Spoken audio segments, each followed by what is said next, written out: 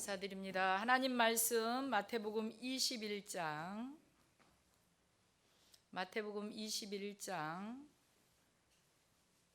12절부터 17절 말씀까지 제가 봉독에 올려드리겠습니다.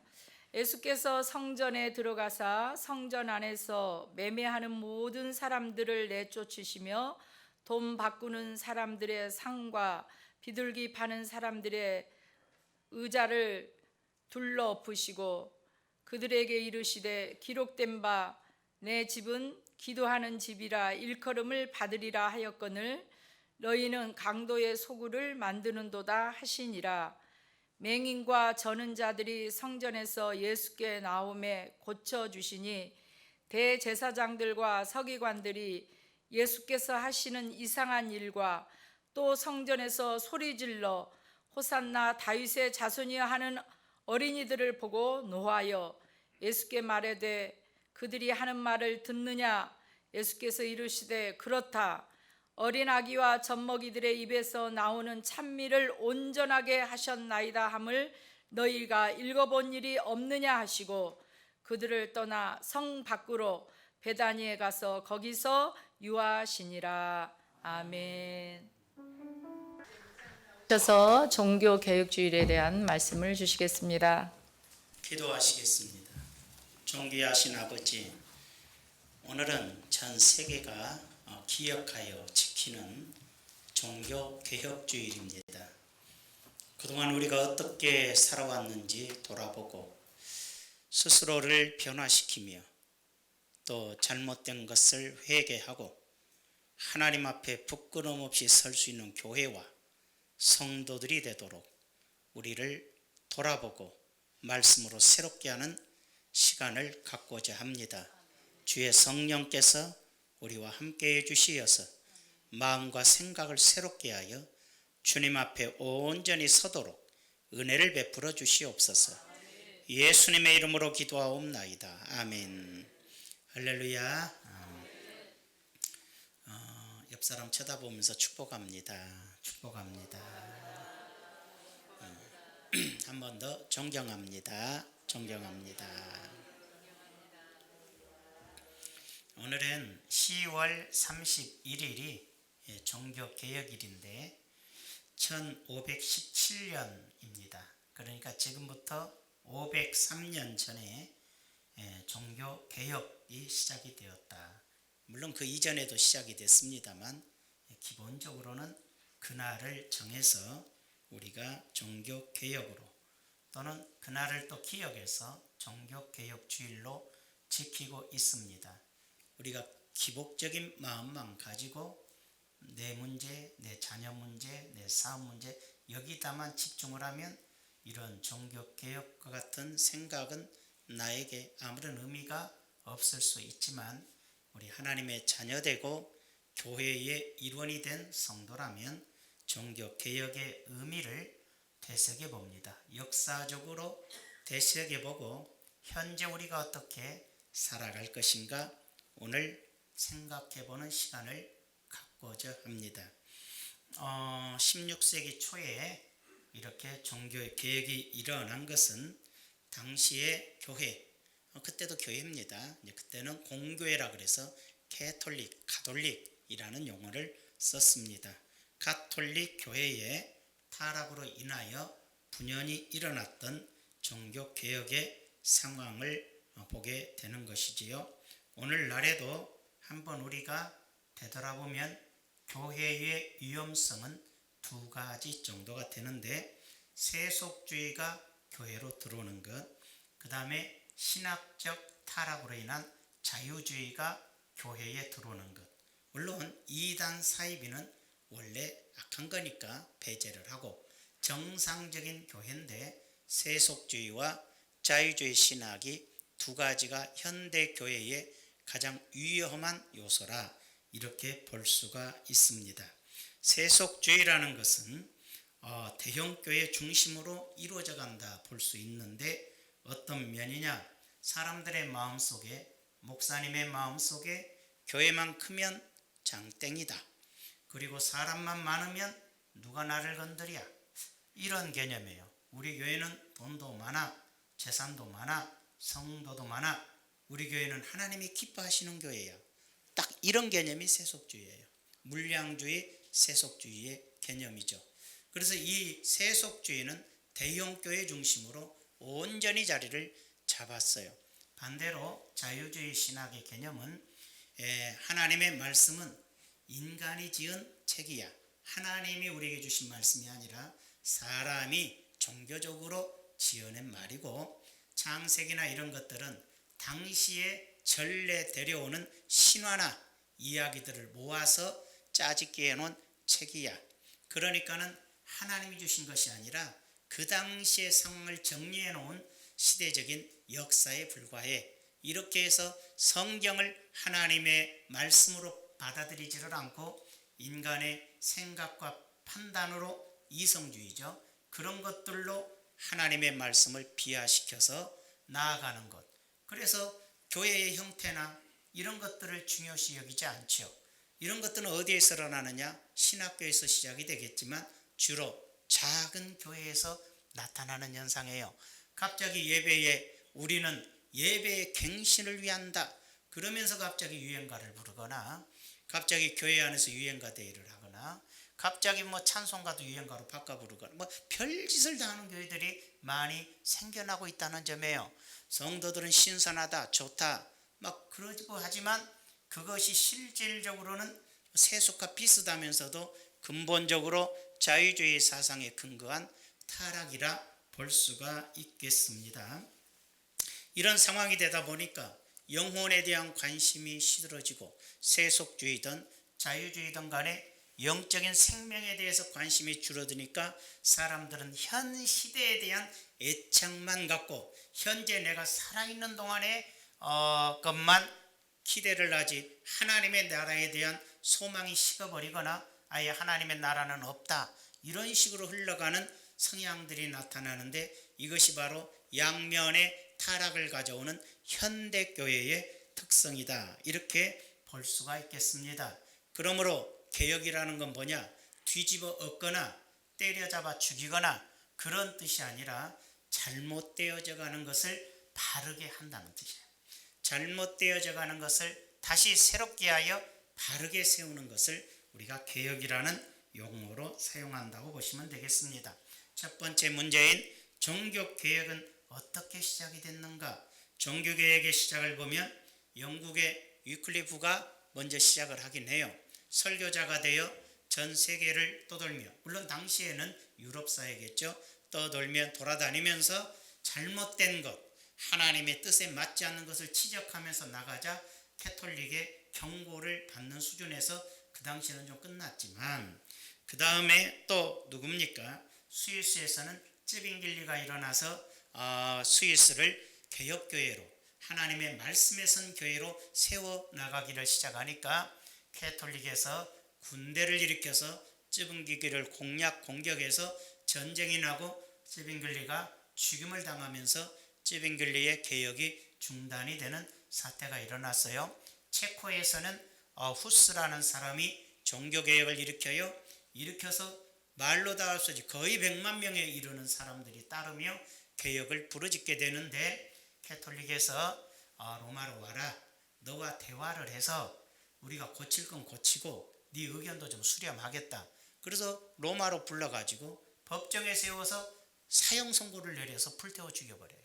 이게 그 당시에 캐톨릭의 아주 그 교권주의와 악한 행실들을 볼 수가 있다, 이렇게 보면 되죠.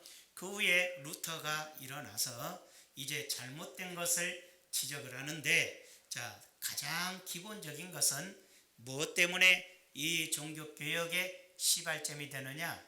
베드로 성당을 짓는다고 면죄부를 팔기 시작했어요. 속죄부인데, 면죄부란 것은 뭐냐?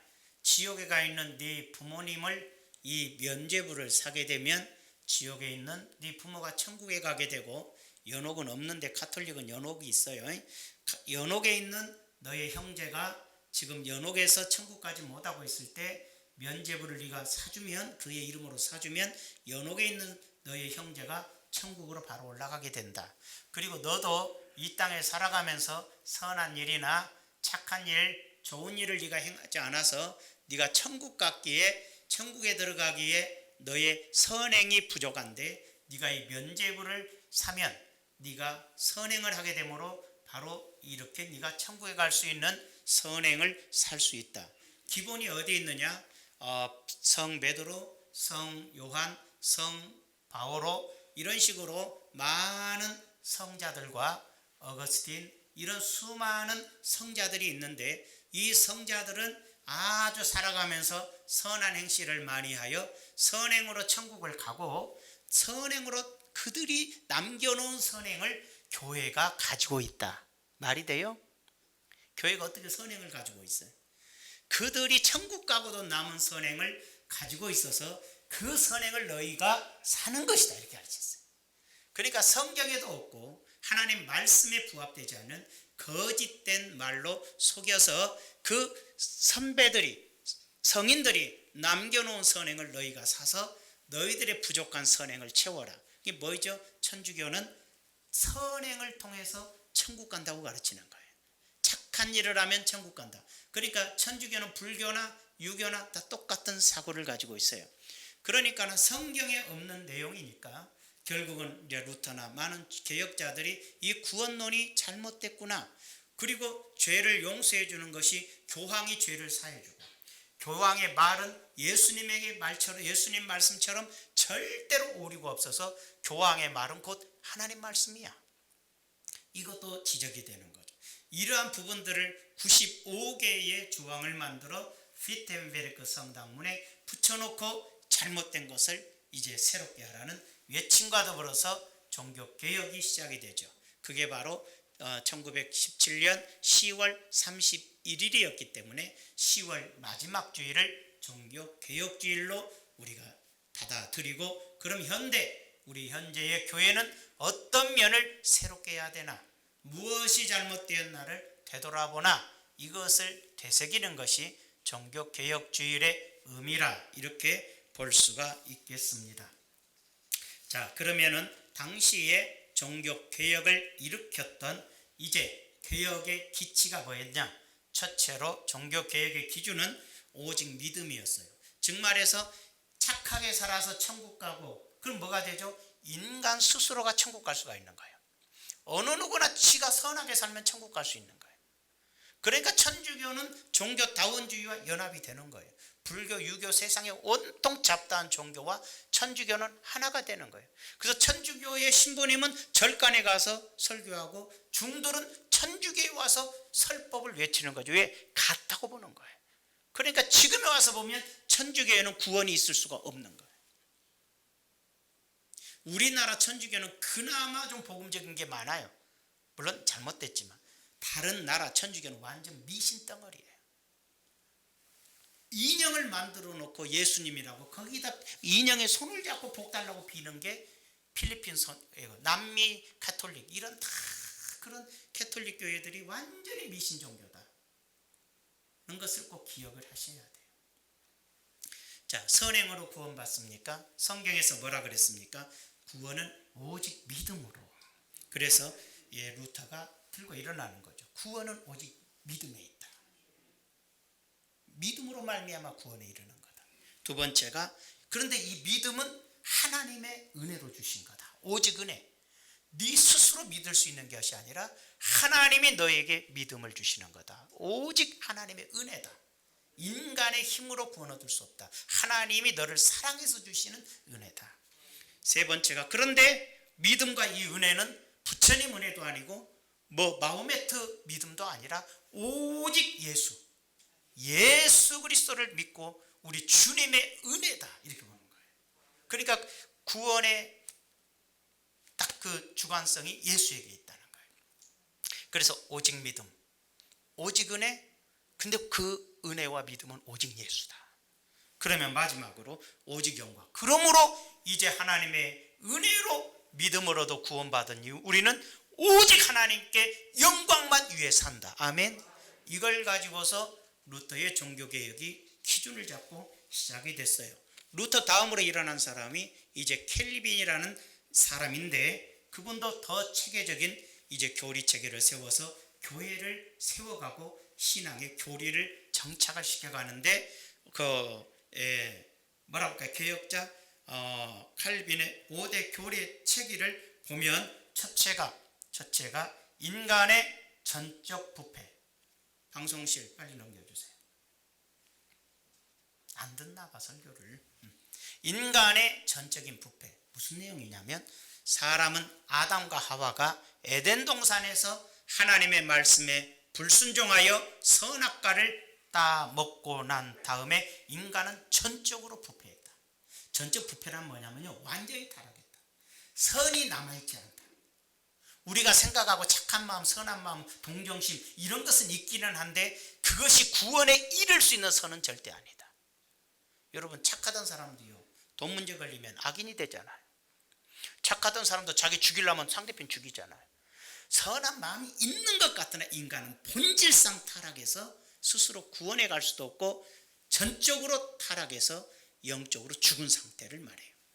두 번째는, 그런데 죽어버린 영혼, 타락하여 죽어서 지옥에 갈 사람들을 하나님은 무조건 택했어요. 조건 없이 택했어요. 착해야 천국 간다, 뭘 해야 천국 간다가 아니라 하나님이 구원받을 자를 하나님의 자녀로 무조건적, 조건 없이 선택해 줬어요. 야, 그러니까 조건 없이 선택받으니까 이 세상 사람들이 다 천국 가겠네. 세 번째가 제한 속죄. 놀라운 것은 하나님께서 선택하여 하나님의 자녀가 되게 하는데 무수한 사람들이 구원에 이르지 못해요. 하나님께 택함을 받지 못해요. 무슨 뜻일까요? 제한 속죄. 하나님이 택하여 구원받은 자들이 있는데 제한적이라는 거예요. 그러니까 여러분들이 선택받아 이 자리에 앉아있고 예수님을 믿게 된 은혜를 입었는데 하나님이 여러분을 무조건 선택해 준 거예요. 그러니 너무 감사하지, 믿는 자들. 나 같은 걸 선택해 주다니. 여러분보다 착한 사람 밖에 많아요. 여러분들보다 선한 사람도 분명히 밖에 있을 거야. 욕하고 싸움 잘하고 거짓말 잘하고 미워하기 잘하는 나 같은 것을 조건 없이 선택해 주셔서 하나님의 자녀로 삼아 주셨는데 제한 속죄. 분명히 택함 받은 자들은 제한되어 있다는 거예요. 그 다음에 뭡니까? 불가항력적 은혜. 이게 제한 속죄라는 것은 무조건적 선택이라는 것을 볼 때 뭘 말하냐면, 무조건 선택이라는 건 하나님이 기준에서 택하지만 그걸 우리가 알 수 없다는 뜻도 돼요. 하나님이 장로님을 택해 주셨는데 그 이유를 우리는 나도 모르고 장로님도 모르고 아무도 몰라. 그렇기 때문에 우리 인간 편에서 볼 때는 무조건 선택이구나. 그렇지만 하나님 편에서는 하나님의 기준은 있을 거라는 거예요. 그걸 우리가 알 길이 없어. 제한 속죄. 선택된 자는 한정되어 있다는 거예요. 로마서 11장 25절에 이방인의 구원받은 수가 차기까지야. 유대인 말고 예수 그리스도의 십자가의 구속의 은혜를 통해서 그 다음 전 세계로 교회 시대가 되는데, 그 이스라엘 빼고는 이방인인데 이방 나라에서 예수 믿고 구원받은 자, 선택된 자들이 이제 세상에서 찰 때까지 끝이야. 구원받은 수가 있다는 거예요. 그 수가 차버리면 주님은 재림하실 거고, 그때 이스라엘 민족의 역사적 하나님의 뜻을 계승하는 날이 오거든요. 그들에게 구원의 길이 열린다는 뜻이에요. 불가항력적 은혜. 하나님이 장로님을 택하셨으면 장로님이 안 믿어, 네가 나를 왜 택해, 그렇게 되는 것이 아니라 하나님이 권사님을 택하는 순간 내가 그렇게 안 믿던 내가 바울처럼 믿어버리는 거예요. 내가 거절하거나 거부되는 게 아니야. 그렇게 예수님을 욕하고 내 주먹 믿으라는 사람도 하나님이 나를 택하여 딱 은혜를 베풀어 주시니까 그냥 믿어버리는 거예요. 그때부터 성경 말씀이 믿어지고 하나님의 말씀이 믿어지고 천국이 믿어져 버리는 거예요. 다섯 번째가 성도의 궁극적 구원. 하나님이 택하여 하나님의가 된 자녀들은 하나님이 끝까지 하나님 나라로 이끌어 가신다. 이게 성도의 궁극적 구원이에요. 여기에 이 문제 하나만 반발을 해서 드러나는 게 알미니안주의인데, 야, 믿었던 사람도 타락하여 하나님을 의도적으로 거부하면 버림받을 수 있어, 이렇게 주장하는 경우도 있지만, 종교개혁 시대 때 근본적 이 다섯 가지의 신앙, 또 루터의 그 네 가지의 기준은 거의 일치하는데, 그런 신앙의 깃들로서 새로운 개혁교회, 현재의 교회가 생겨났다. 이렇게 보시면 되게요. 그러니까는 우리 아버지가 주일학교 때 열심히 다니고 젊었을 때 교회를 위해 충성하더니 시험 들어가지고 교회는 안 다니고 교회는 미워하고 목사를 불신하고 성도들을 불신하지만 마음속에는 항상 하나님을 믿고 있었는데 어떻거나 걱정했더니 죽을 때 되니까 성경 가져와라. 주님께 기도해달라. 예수님을 그대로 믿고 있었더라. 이런 경우들이 많이 있어요. 그래서 한 번 구원받은 자들은 하나님이 버리시지 않는다. 그러니까 어떤 사람은 성령 받고 은혜 받고 했는데 왜 교회를 떠났습니까? 두 가지로 보는 거죠. 돌아올 거야. 또 하나는 뭐죠? 원래 안 믿었던지. 원래 그는 믿는 것 같이 보였어도 안 믿었던 사람, 택함 받은 적이 없는 사람. 그렇잖아요. 그냥 복 준다니까 오고 뭐 하나님 은혜로 병 낫는다니까 오고 이렇게 와서 교회에 충성은 했으나 사실 영적으로 택함 받은 적이 없으니 도로 결국은 어떤 시점에서 세상으로 돌아가거나 마지막 죽을 때 하나님이 어디 있어? 그리고 죽어버리더라는 거지. 그렇게도 보는, 우리는 좀 알 길이 없는 영적인 것이니까요. 두 번째로 교회의 본질은 예배하고 기도하는 것이다. 이게 첫 번째 교회의 종교의 계획은 이렇게 시작이 됐고, 두 번째로는 이제 교회의 본질을 회복해야 되는 거예요. 기도하고 예배하는 것. 마태복음 21장 13절에 그들에게 이르시되 기록된 바 내 집은 기도하는 집이라 일컬음을 받으리라 하였거든 너희는 강도의 소굴을 만드는도다. 예수님께서 예루살렘 성전에 갔더니 거기서 돈을 받고요. 로마나 헬라나 기타 다른 나라에서 이 이스라엘 사람들이 이제 그 성전에 와서 유월절을 지키기 위하여 헌금을 하려 그러는데, 또는 소나 양이나 이런 거 살려 그러는데 네가 가져온 돈이 외국 돈이니까 안 된다는 거예요. 그래서 그저 교회에서 환전을 하는 거예요. 환전료를 받는 거지. 그러니까 갑자기 성전이 돈 받는, 환전해주는 환전소가 됐어. 거기다가 멀리서 온 사람이 양이나 소나 비둘기를 가지고 오면 너희들 건 흠이 있어서 안 돼. 성전에서 파는 걸 사. 유원지 가면 물건이 더 비싸요? 그런 것처럼 성전에서 파는 소양 비둘기가 더 비싸겠죠. 그래서 더 비싸게 팔아서 돈을 남기는 성전이 됐더라 이거예요.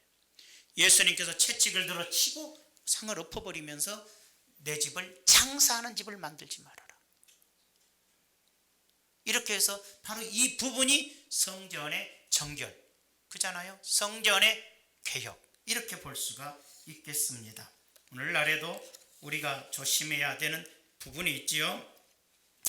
예수님이 요한복음 2장 16절에 내 아버지 집을 장사하는 집으로 만들지 마라와 내 아버지의 집은 만민이 기도하는 집이라고 이렇게 딱 알아야 되는 거예요. 기도는 예배에 속하는 거예요.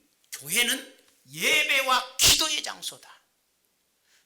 그리고 교회는 장사하는 데가 아니다.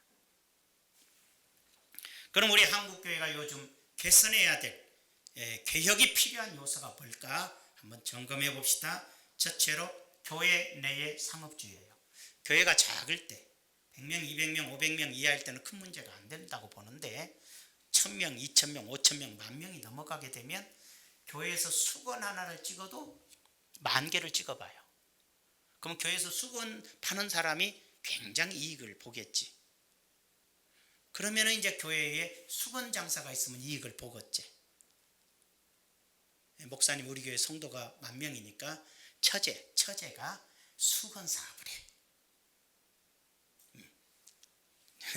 예를 들어서 또 그것뿐이겠습니까? 교회가 뭔가 모르게 장사하는 것이 돼서는 안 돼. 오늘 갑자기 자기 물건을 가져서 교회에서 팔고 있다? 절대 안 돼. 또 목사님 허락도 없이 파는 사람을 내가 봤는데, 또 허락해달라면 어쩔 수 없이 알아서 하세요 할 때도 있는데, 어떤 사람은 아예 말도 없이 자기 물건을 팔고 있는 경우도 있어요. 상식 이하의 사람이죠. 교회는 개인이 장사해서도 안 되는 것이고 교회 자체가 뭔가 장사해서도 안 되는 거예요. 개척교회 같은 데 보면 성도들 데리고 나가서 다 뭐죠? 그거 뭐라고 하죠? 그 네트워크, 근데 그건 다단계, 성도들 끌고 가서 다 다단계 시키는, 물건 팔게 하는, 그 전도관이나 하는 짓, 이단이나 하는 짓을 하는 교회도 꽤 많아요. 교회는 어떤 경우든지 상업주의가 안 된다. 즉 교회는 장사하는 곳이 돼서는 안 된다. 예수님이 제일 싫어하시는. 중세기 교회가 포도주를 만드는 양조장을 가지고 있었어요. 자, 어떤 교회는 큰 교회에서 서적을 가지고 있어요. 출판사를 가지고 있어요. 10,000명, 20,000명, 100,000명 그런 교회에서 출판사를 가지고 있어서 설교집 내거나 수상집 내서 팔면 사람들도 사겠지만 자기 교인들만 사줘도 여러분 10,000명만 사도 1억이에요. 요즘 책 한 권에 보통 15,000원, 20,000원이에요. 소득이 그렇게 된다는 얘기예요. 더군다나 출판사를 가지고 있다면 70% 이익을 가요. 교회로 들어가는 것도 아니고 죄송합니다. 그 글을 쓴 사람이 가져가요. 교회가 성도가 장사하는 조건이 되어버려요. 포도주를 만들어 양조장을 만들어서 술을 판다. 당시에 양곡 장사를 한다. 여러 가지 장사를 하는 게 중세 교회였고 타락의 기준을 가져왔어요. 오늘날도 교회가 크면 교회 가봐요. 얼마나 책을 그렇게 많이 파는지, 뭘 그렇게 파는지, 목사님 서적부터 시작해서 뭘 그렇게 많이 팔고 헌금한 일도 많고, 우리 교회처럼 차를 타러 공짜로 다 태워주는데 차 타는 데까지 다 돈 내야 돼. 큰 교회인데도 뭔가 이상하게 흘러가는 것이다. 교회는 재산을 증식하는 곳이 교회는 아니에요. 그러나 개혁되어야 될 교회의 특성이 재산의 증식에서 오는 거예요. 교회가 재산이 증식되면 꼭 필요한 땅, 필요한 건물은 필요하겠지요. 근데 어떤 시점에서 교회가 사람이 많아지고 교회 재산이 돈이 많이 들어오기 시작하면 어마어마한 땅들을 사고 어마어마한 걸 짓기도 하고, 형식적으로 뭐 복지관 잤다 하지만 국가로부터 지원받는 복지관이고 결국은 재산만 축적이 되는데, 나중에 이렇게 많은, 어떤 교회는 10개, 20개 막 수양관부터 시작해서, 그러니 은퇴가 되겠어요? 1,000억, 2,000억이나 되는 재산을 놓고 은퇴가 되겠냐고. 그러니까 악착같이 아들에게 물려줄라 하지. 그게 세속화나 세습의 특성이라 이렇게 보시면 되는 거예요. 그러나 개치골교회나 이런 교회 또는 교회가 재단에 들어가서 어떤 재산권을 행사하지 않는 교회들은 그런 아버지가 목회하고 아들이 해도 누구는 또 아무 소리 안 하잖아요. 힘들고 어려운 교회니까 뭐 누가 올라고도 하지 않고 또 온다 해도 중요치 않으니까, 평안을 위해서 해도 안 하죠. 왜? 돈 문제가 안 걸려 있으니까. 교회가 자꾸만 재산을 도가 지나치게 선을 넘어버리면 타락의 근원이 되고, 결국은 교회가 또 어려워져서 정리가 돼야 될 때 교회 안에 재산 싸움이 심각해지는 거예요. 이해가 되시죠? 여러분은 순수하고 선해서 교회 재산 생각도 안 하시겠고, 우리는 규모가 큰 교회가 아니라 무슨 어마어마한 재산이 있는 교회도 아니니까 별 문제겠지만, 우리 교회도 수천 성도가 되면 어떻게 해야 되느냐? 재산을 증식하는 교회가 아니라 참 선교, 참 구제, 참 교육을 하는 거예요. 인재를 기르는데 교회의 갱신을 위하여 수많은 목회자들에게 또 어려운 교회예요. 그래서 교회는 재산을 분배하는 기관이에요. 선 있을 때, 그러니까 그 드물지만 재산의 선이 이제 우리 교회 자체로 운영하는 데 지장 없이 넘칠 때는 분배가 된다는 거예요. 옆에 교회 죽어가도 자기네 땅, 옆에 교회 망해가도 신경도 안 쓰는 대형 교회라면 이미 개혁의 대상이라는 거예요. 두 번째, 교회 내에 교권주의가 있어요. 교회 내에도 있지만 총회에도 있을 수가 있죠. 총회장이나 이런 사람들이 정치적 교권을 가질 때 위험하고, 어느 교회 가면 장로님이 대장이야. 장로님이 다 쓸고 다녀. 어느 교회 가면 권사님이 고함 지르고 다녀. 내가 돈 내서 세웠다 막 그러고. 어떤 교회 가면 목사님이 그러고. 여러분, 교회는 대표자 장로님들을 성도들의 대표로 하여 목사님과 성도의 대표들이 항상 상의하고 대화하면서 이끌어가는 거예요. 주인이 없어요. 주인은 예수님이거니와 넓게는 전 성도가 다 주인이거니와, 그리고 전폭적으로 볼 때 모든 주인이 없는 거예요.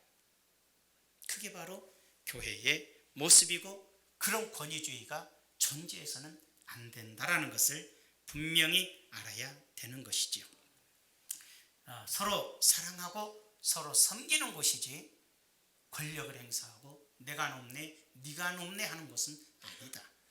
교회 내에 형식주의가 있죠. 자, 코로나 때문에 형식적 신앙인들이 나타나기 시작을 했어요. 그리스도인인데 하나님의 자녀로서는 살지 않아요. 분명히 교회에서는 충성된 일꾼 같으나 세상 밖에 나가면 예수 믿지 않는 사람만 또 못한 행실과 윤리와 도덕적 삶을 살아가는 자들이 많더라. 그러니까 신앙이 너무 형식화되어 있다는 것이죠. 이런 형식화되어 있는 것은 한국교회가 빨리 변화시켜서 온전한 신앙의 모습으로 회복이 되어져야 된다는 것을 또한 우리가 알 수 있는 부분이라 볼 수 있어요.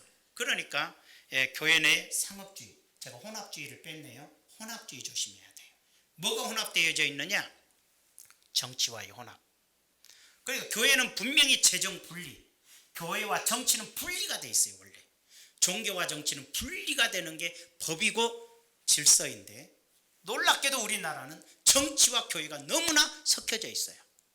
많은 사람들이 정치 성향을 가진 사람들은 뭐 교회가 들고 일어나서 정부와 싸우거나 하고 또는 다른 당과 연합해서 그런 일을 할 때 시원해하고 잘한다, 옳고 그름의 문제가 아니라 하나님이 원하지 않는 거예요. 정치인들이 싸우면 정치인들이 하는 거예요. 교회는 철저하게 영혼에 대한 구원과 성도들이 하나님 말씀 앞에 온전히 있어서 살아가도록 이끌어주는, 예배하는 초소요, 기도하는 초소요, 사랑의 초소요, 말씀을 잘 이렇게 준비하는 초소가 되어져야 된다는 것을 알 수가 있잖아요. 그럼에도 불구하고 그런 문제가 많이 생겨나는 것을 볼 수가 있거든요. 중원순복음교회는 정치 참여하는 교회가 아니고, 순복음교회는 결단코 정치에 참여하지 않습니다. 우리 총회에서도 한기총회에 속해 있었어도 나와버린 이유가 정치 참여를 벗어나기 위해서입니다. 하나님의 뜻을 따라서 행동합니다. 비겁한 게 아니라 하나님의 뜻과 말씀에 더 서기야 함이라는 거죠. 영혼에 대한 구원과 교회에 대한 사랑과 성도들에 대한 사랑으로 가는 것이지, 성도들을 데모대에 무엇에 이끌어서 싸우기 시작하면 성도 다 버려버립니다. 정신구조가 변해버립니다. 자기가 의로워져 버립니다. 자기가 나라를 구한 사람입니다. 이제 어느 누구도 말도 안 돼요. 어느 누구하고도 대화가 안 되는 아주 이기적인 사람으로 무섭게 돌변합니다. 진짜입니다. 옆에서 보는 여러분들과는 엄청 다릅니다. 그 사람들. 사람이 영적으로 버려버려요. 대화가 안 돼버려요. 우리 딸 동료가 어머니가 전도사님인데 정치에 참여합니다. 그 전모 목사님을 우상으로 섬깁니다. 그분만을 위해서 기도합니다. 예수님도 없는 것 같아요. 딸을 혹독하게 비난하면서 욕합니다. 니까지 것이 신앙인이냐고. 예? 그런데 안 간다고 난리를 칩니다. 대화가 안 돼가지고 딸이 미칠 지경이라고 괴로워합니다. 하나님을 섬기는 건지 사람을 섬기는 건지 알 길이 없고, 다 나쁜 교회랍니다. 다 나쁜 교회. 거기 가는 교회만 진짜고 다 사쿠라 교회랍니다. 완전히 폐쇄적인 인간으로 돌변합니다. 얼마나 심각합니까? 교회가 혼합주의가 됐습니다. 정치인들이 이용해 먹는 교회가 됐습니다.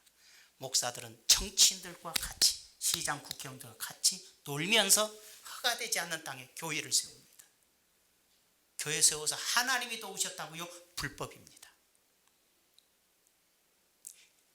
해결되지 않는 문제를 그런 정치인들과 함께해서 문제를 해결해 갑니다.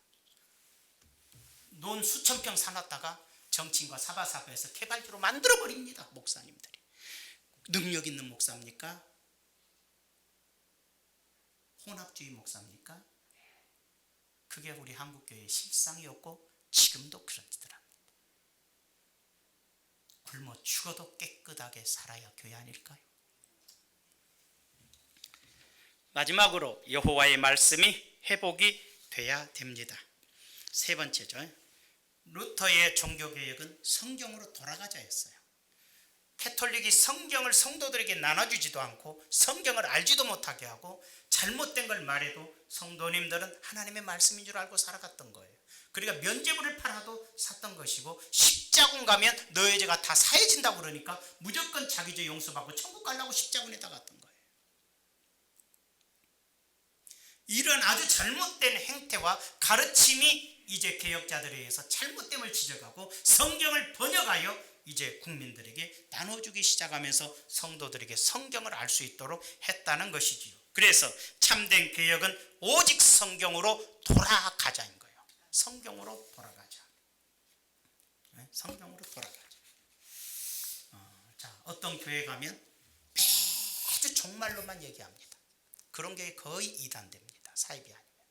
매주 예수님 오신다. 종말이다. 그리고 이연상 봐라. 뭐 인을 벌써 찍었다. 뭐 했다. 맨날 그런 소리만 하는 교회도 있어요. 그 다음에 어떤 교회 가면 처음부터 끝까지 1년 365일 축복만 얘기합니다. 예수 믿고 복 받아라. 복 받아라. 축복 얘기에는 없어요. 어떤 교회는 좋긴 해. 부활과 십자가만 전해라. 부활과 십자가만 전해야지 다른 것 전하면 복음을 전하는 게 아니다. 또 이렇게 가르치는 교회도 있어요. 또 어떤 교회 가면 오직 전도만 해야 된다. 뭐 이상하게 하나에 치우쳐요. 자, 그러면 봅시다. 종말론이 없습니까? 성경은 종말론이 있습니다. 예수님 오십니다를 가르쳐야 됩니다. 매주 가르치는 게 아닙니다. 예수님 오실 걸 믿도록 하는 겁니다. 예수 믿고 하나님께 순종하여 하나님의 뜻을 위하여 복을 받는다는 것도 가르칩니다. 축복을 전하는 것입니다. 그 다음에 예수님의 부활과 십자가를 전하는 것입니다. 제일 중요한 게 뭘까요? 이런 다양성 있는 하나님의 말씀을 전하면서 복음으로 산다는 걸 전하는 겁니다. 복음을 전한다는 거. 가끔 가다 보면 우리 교회가 복음만 전하게 하시옵소서. 그런 사람 없었으면 누가 그렇게 한다면 우리 교회는 복음을 안 전하는 교회로 착각하기 쉽습니다. 잘 들으세요. 복음이란 뭐냐? 우리가 죄인일 때 하나님이 그의 아들을 이 땅에 보내셔서 우리를 택하사 예수 믿게 하시고 누구든지 회개하고 예수님을 구주로 영접하면 누구나 하나님의 자녀가 되는 권세를 얻게 된다. 그러므로 예수님을 구주로 영접하십시오. 택한 자는 다 믿게 되니까 영접하십시오. 전도하는 거거든. 이게 복음이에요. 복음이라는 건 교회에서 전하기도 하지만 여러분이 일상생활에서 다른 사람에게 예수님을 증거하는 것이 복음을 전하는 거예요. 그런데 밖에서는 전도 한 명도 하지 않아요. 밖에서 선하게 살지도 않고 원망불평으로 가득해요. 그러면서 복음을 전하네 안 전하네 그렇다는 소리를 하고 있어요. 그러면 교회는 뭘 전하느냐? 복음이란 뭐냐? 여러분 복음 모르는 분 손 들어봐. 나 복음이 뭔지 몰라. 예수 그리스도로 말미암아 내가 구원을 얻었다는 사실을 나는 몰라. 그런 사람을 해서 가끔 구원의 이치와 복음의 뜻을 전해주는 거예요. 교회는 매일 전하는 게 아니지. 그럼 교회가 전하는 건 뭐냐? 복음을 받아들이고 예수 믿어 구원받은 자가 어떻게 살아가야 복음적인 생활을 하는가를 말해주는 거예요. 이해가 되시면 합니다. 복음적인 생활이 뭔가를 가르쳐주면서 이웃을 사랑하는 생활, 구제하는 생활, 혹은 돌보는 생활, 용서하는 생활, 미움을 극복하는 생활, 헌신 봉사하는 생활, 이런 다양성 있게 구원받은 자가 어떻게 살아갈 것인가를 일깨워줘서 복음적으로 살게 해주는 게 교회라는 거예요. 맨날 예수님은 부활하셨습니다. 예수님은 부활하셨습니다. 예수님이다 천국 갑니다. 이것만 전하는 게 아니야. 춘천의 어떤 교회가 맨날 그것만 전했어. 우리만이 진짜 교회다. 나머지는 다 가짜야. 나머지 지금 잘못 가고 있어. 매주 예수 그리스도의 십자가에 복음만 전해야 진짜. 이렇게 해서 또 막 이상한 사람들이 몰려와서 또 막 부흥되니까 이게 진짜다 막 또 그랬어. 침략이 옵니다. 침략의 총회에서 불러서 너 이단이야. 잘라버렸어요.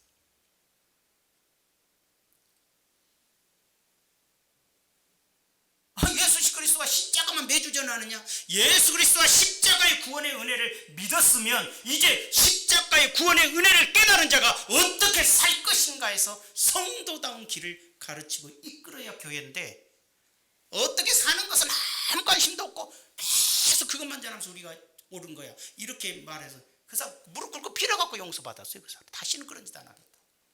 옛날에 우리 교회 청년들도 그리 끌고 갔더라고. 전도사하고 집사들이. 그러면서 교회가 시끄러워졌어. 우리 교회도 거리 끌려고 이상한 데 갔다 오면 또 이상한 데만 쫓아다니거든. 여러분 종말론이 없어서 종말을 알았으니까 종말만 전해야 된다 아니잖아요. 어떤 교회는 성령 받아야 돼 그래갖고 매주 성령 안 받은 사람 손 들어. 예수 그리스도를 구주로 영접하는 자는 성령이 내주하시고 하나님의 영광을 위하여 성령의 은사를 받기도 하는 건데, 그러나 기본적으로 성령이 내주하심으로 우리가 예수님을 주라 시인할 수 있게 된 것이고, 나의 구주라고 고백하는 건 성령이 아니고선 할 수가 없거든. 그러면 성령 받으는 우리는 어떻게 살 것인가를 가르치는 것이야. 성령과 어떻게 동행하며 어떻게 기도해야 될 것인가를 이끌어주는 것인데, 어떤 교회는 매주 다다다다다다다다 이러고만 있는 거야. 매주 성령 받은 거 뭐 방언한 거 자랑만 하고 있는 거야. 무슨 도깨비 시장도 아니고 뭣도 아니고. 그러니 기독교인의 신앙이 성장할 리도 없고 윤리 도덕적으로 발전하지를 못하는 거야. 혼자만 자부심을 가지고 막 하는데 사실 그들의 생활을 보면 너무나 뒤떨어지고 인격도 뒤떨어지고 사회에서 지탄을 받는 사람이 되어 있다 이 말이에요. 세상의 빛과 소금된 삶으로의 변화. 성령 받고 복음을 깨달았으면 이제 세상에서 빛이 되어주고 세상을 썩지 않게 방어해주는 진정한 신앙인의 삶으로 나아가야 될 것을 얘기하는데, 그런 것은 다 집어 던져버리고 매주 성령만 받아라, 매주 십자가와 부활만 전해라, 매주 예수님 고도신다, 그런 게 교회가 아니에요. 성경을 알지만 성경대로 살지 못하잖아. 그러므로 이제 성경으로 돌아가라.